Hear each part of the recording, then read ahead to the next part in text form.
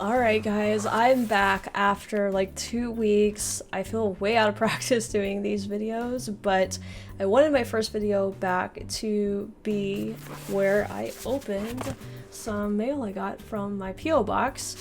This one I don't know who it's from. This one I wasn't expecting. This one is from Dave in the UK, and he has been emailing me as well and is really eager for me to check this out, and I can't wait to see what's in it. It feels like a book, but I think I want to start with this right here, and this one is from Poulsboro? I'm not sure how you would pronounce that, but I don't want to show you the whole address because they wrote their entire address on the back, and just for privacy's sake, I don't want to do that. Looking forward to what this is. Alright, so it's a nice letter right here. I guess I will read this out. Hopefully there's nothing in here too personal. It's dated for Thursday, May 13th. It says, "Dear SoGal, I have followed your various learning journeys with great interest and not a little admiration. With Napoleon and classical music, you have tapped into my two main passions, and I have, over the course of the 2 documentary series you have reacted to, attempted to supplement your quest for knowledge with a few remarks and comments of my own." Anyway, he goes on to say, "You should know that I'm a professional classical musician. Awesome. I trained as a French horn player." I feel like I remember you commenting on that, commenting that you played the French horn, but I can't remember what your username is. He's also half French, but that's another story, he says. Okay, so he trained as a French horn player at the Guildhall School of Music in London, and since then I've played much of the standard orchestral repertoire, have spent many years teaching, and I have recently led an introductory course on classical music history. I'm writing to you personally because I'm interested in a professional sense in your reaction to certain repertoires and composers, especially the more recent ones. Contemporary classical music is so harsh and difficult that it does require more effort to get anywhere close to it. If you were agreeable and interested enough, I would be glad to guide your further exploration of this repertoire over a more direct channel of communication. Charles Ives, the American composer, said we had to take dissonance like a man. What he meant, I think, was that we had to harden ourselves to it. Once this is achieved, a whole new world of listening experience opens up. No longer tune, melody, harmony, rhythm, but texture, density, time, and space. That's an interesting way of putting it. Let me know if pursuing this would be of interest to you. Yours sincerely." I'll just let you know his first name is Philip. "P.S. Really enjoy the series. Keep it up. And do have a look at Valdemar's Impressionists." Okay. Yeah, I think that was suggested to me also. Maybe it was by you. Is it you that suggested that? But getting into art and some of the Impressionists and stuff on this channel, I think that would be a lot of fun to do. It'd be a new kind of subject to explore, one that I haven't really learned much about. Thanks, Philip, so much for this. I actually would really enjoy having you. There are a lot of people on my channel that are experts or have actual degrees in these subjects that we're learning about, or I'm learning about. I think it would be a lot of fun to do sort of like maybe an interview style type thing where I bring them on and we just interview and talk about a lot of these different subjects. Let me know if you guys would be interested in that, if you guys would like to watch videos where I just kind of have a discussion with some experts in these different subject areas. Maybe we can do some videos like that, because I would like to, even though this is primarily a reaction channel, I would like to do other types of content on here as well. I don't want to be just a reaction YouTuber.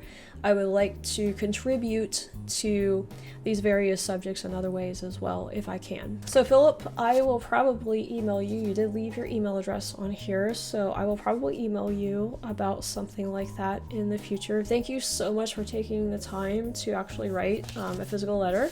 A lot of people, will message me on social media or email me, which is totally fine as well. It's really cool that you took the time to actually, you know, like print this out and post it, and so I appreciate it. This is definitely going to go into my scrapbook for sure, and I'll be in touch. Alright, so now for the big boy. My very first package that I'm getting on this channel. It'll be interesting to see what it is. Scarlett's in the room with me, by the way. She's just chilling. We were out playing fetch earlier, and so she's kind of tired. So she's laying on the floor behind me. Try this way. Hope I'm not cutting anything. This way too. By the way, I think it's really cool that you guys have these stickers. What is it called? Royal Mail. It's weird for us to see something that says Royal Mail over here, obviously, because we don't. All we have is USPS over here. How do I get into this? This is a very strange box. Oh, maybe back here. Oh, this one is coming from, oh, he's in Lancashire.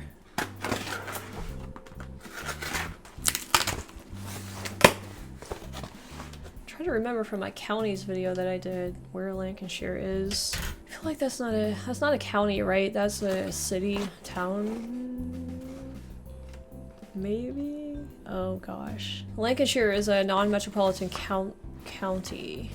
Lancaster is the county. Oops. Okay, it is one of the counties. Well, so much for me remembering that. Alright. Wow. Okay, I was right, it's books. Don't know what it is yet though.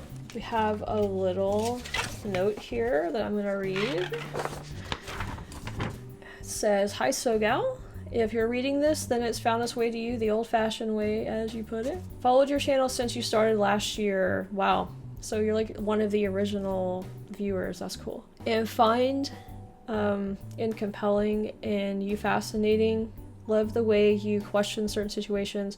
Always looking forward to the next chapters, plus the occasional video of quizzes, comedy, tornado." And your cover of Blackbird was great. Even thought of putting it as my mobile ringtone. Wow. Well, I don't know if it was that great, but I appreciate it. Stop. And he says, "Stop blushing." Yeah, he knew. "Is praise well deserved." Well, thank you so much. I appreciate that. So these are a small token appreciation for all the hard work you put in. Both books are of local history to me in Lancashire, UK. The Chorley Pals is by my uncle and his mate, and Leverhulme's Rivington is about a 20-minute walk for me. Hopefully you will get the chance to read, find them interesting, and enjoy. I realize World War I is probably way down your list of topics though. Please recycle the packaging." Don't worry, we do recycle. We do recycle cardboard here. "Stay safe," and he signs it Steve D. Although, you know what? I just realized that I made a completely horrible mistake and called you Dave. Even though I have so many emails, or not so many, but I have a few emails from you that where you sign it Steve. So that's just me being stupid. At least I called you Steve in my replies on your emails. So sorry, I'm just having like a brain fart filming this, so I apologize. This package is from Steve, not Dave. Oh my gosh, I feel bad. I feel bad. Please don't hold it against me. Anyway, World War I. Okay, so so these have to do with World War I then? Is that what you're implying?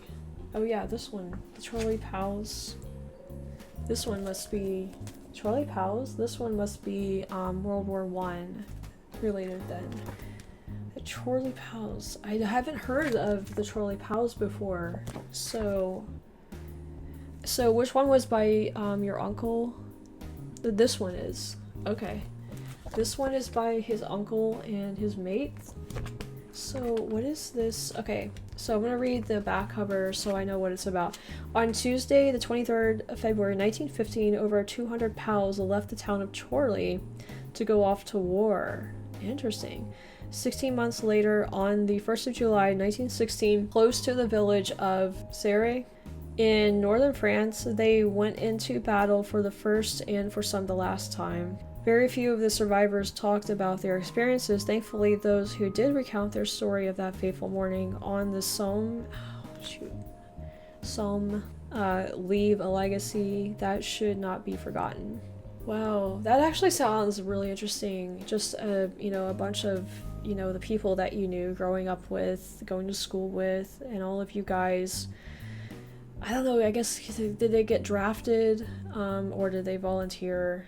I would imagine maybe a draft of some sort, conscription. And so this is like their story of all of them going to war together. And it has like their individual names, and then like a story and a picture to go along with it. So that looks really cool.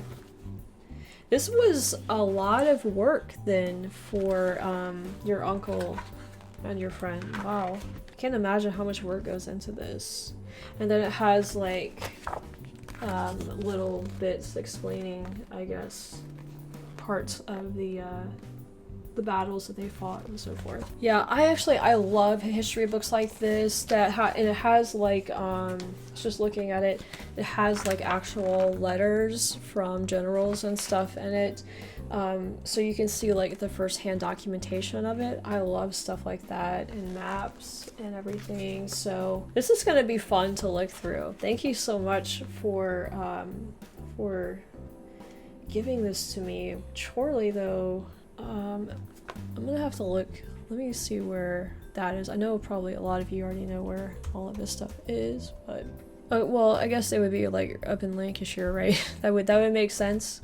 It's just north of like northwest of Manchester. They all came from Chorley too. It looks like a pretty small town from what I gather. Yeah, I can't imagine like going to war with my friends and stuff, and then just like having to deal with a lot of them dying and I'm trying to think of all the people that I grew up with, and then going through that experience with them, and then a lot of them, you know, not coming back. Yeah, this is really cool. This is gonna make World War I a lot more personal, I think, in a lot of ways, and I am going to get into it soon. I saw there's a channel that does World War I week by week, that looked interesting to me. So if you guys know anything about that channel, let me know. That would be a fun one to do, and it would be a very, very long series, obviously, because it goes on for years, but I think that channel might be fun to watch and kind of see a chronological order of World War I and what was going on.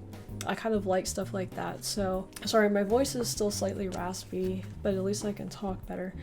Okay, Leverhulme's, I hope I'm probably not saying this correctly, Leverhulme's Rivington. So is that this building right here? Is that what that is? Or is it like a area of the story of the Rivington bungalow? Okay, so it's about the house basically.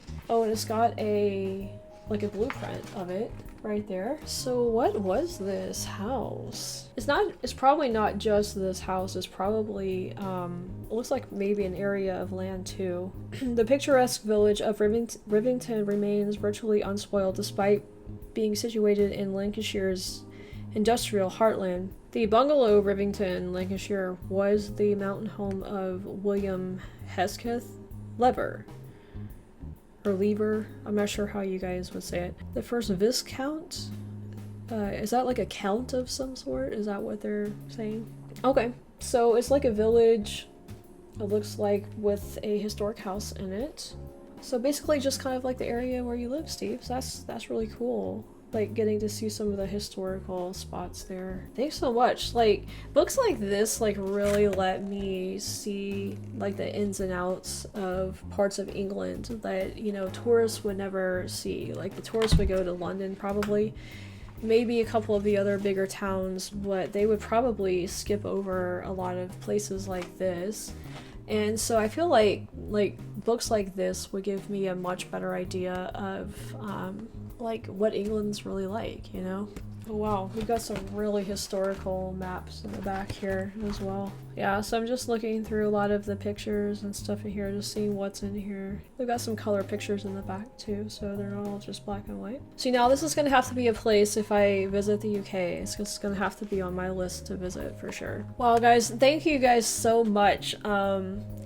for sending these great, just like wonderful letters. I don't know, like when I started doing these videos and started this channel, I just, again, like I didn't know what the response would be to it. I didn't know if anybody would like the stuff that I did. For the most part, I was just doing it for myself because I wanted to learn and just wanted to see if there was anybody out there that would be interested in kind of like, you know, learning along with me or whatever. So I never thought that I would be getting, you know, letters like this with people telling me, you know, how much they enjoy the videos and so forth. So, you know, Philip and Steve, thank you guys both so much. I'm going to enjoy looking at these books for sure. Whenever I get to the World War I parts where we get into a lot of the stuff that these guys, the trolley pals, went through, I'll see if I can, if there's a way to like tie in this book with some of the World War I stuff that I go through. So anyway, I guess that will do it for this video. I appreciate you guys watching so much. I'm probably gonna post this earlier on and then post another video later in the day, so that we get going with the content again. So if you're watching this, there will probably be another video coming out a little bit later today, if it hasn't already. So if you want to follow me on social media, I've got those links in the description of this video and also in my pinned comment. So thanks guys for watching, and Roger here, and I will see you next time.